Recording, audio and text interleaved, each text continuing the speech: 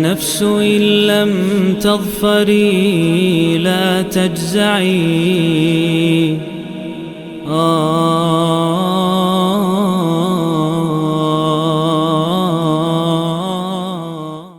Brothers and sisters, accountability comes as part of any job description.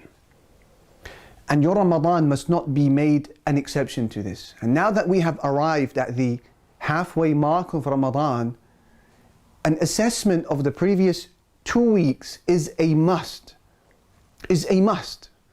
in preparation of what remains. And that's of course only if you're serious about the prizes of forgiveness and mercy and eventual entry into paradise and ease on the Day of Judgment. Umar ibn al-Khattab is the name of a man who was promised paradise during his life. He is in paradise. So when advice comes from a man like him, it is to be taken so seriously. What did he say? He said, حَاسِبُوا أَنفُسَكُمْ قَبْلَ أَن تُحَاسَبُوا. Hold yourselves accountable before you are held accountable. وَزِنُوهَا قَبْلَ أَن تُوزَنُوا. And weigh up your own good deeds before they will be weighed for you. فَإِنَّ أَهْوَنَ عَلَيْكُمْ فِي الْحِسَابِ غَدًا أَن تُحَاسِبُوا أَنفُسَكُمُ الْيَوْمِ. Because your reckoning, your judgment will be much easier tomorrow on the day of reckoning if you start with yourself today. And then he says, Ya Allah, وَتَزَيَّنُوا لِلْعَرْضِ الْأَكْبَرِ يَوْمَئِذٍ تُعْرَضُونَ لَا تَخْفَى مِنكُمْ خَافِيَةٌ. And beautify your deeds in preparation for the grand presentation before Allah on the day in which you shall be exposed and not a secret of yours shall be hidden. It really is not sufficient to just tell ourselves, yeah, I need to hold myself accountable. More is needed. A review session where you check in with yourself and you actively ask some very difficult questions. What have I done well this Ramadan? What must be improved in the days to come? What should I have avoided? Who do I need to consult?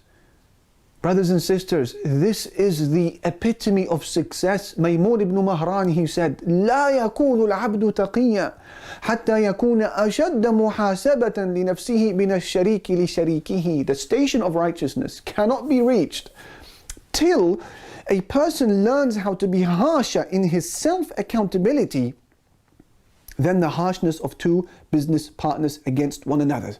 Subhanallah. And Al-Ahnaf ibn Qais would actually go to the extent of regularly putting his finger inside the flame of a candle, reminding himself of hellfire, as he would say to himself, Hiss ya Hunayf, hiss, feel this, oh Ahnaf. ما حملك على ما صنعت يوم كذا وكذا وما صنعت يوم كذا وكذا. Feel this, oh Hunayf. What made you do such and such on such and such day? And why did you do such and such on such and such day? Feel this. They knew, subhanallah, that this approach will not only ease their accountability on the Day of Judgment tomorrow, but will also enhance their performance as worshippers of Allah subhanahu wa ta'ala today. Worship becomes a joy and easier. Question: how do I hold myself accountable? What does it look like? Like, what do I need to do? Here is a suggestion. Take note of it. Number one, start by filling the holes in your obligatory acts of worship. Start with them. Are my 5 daily prayers lacking? Is my zakah yet to be calculated and issued?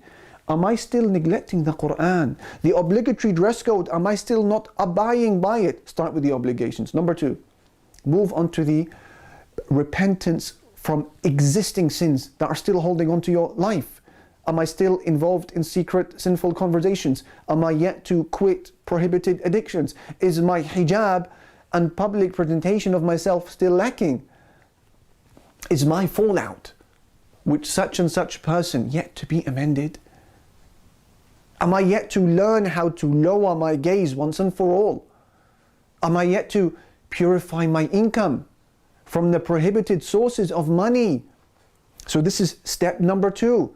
Start deleting, erasing those sins that are still latching onto you. And then number 3, now that we're done with the rock bottom, move on to the levels of excellence. Ask yourself questions like, how often does my heart tremble at the remembrance of Allah?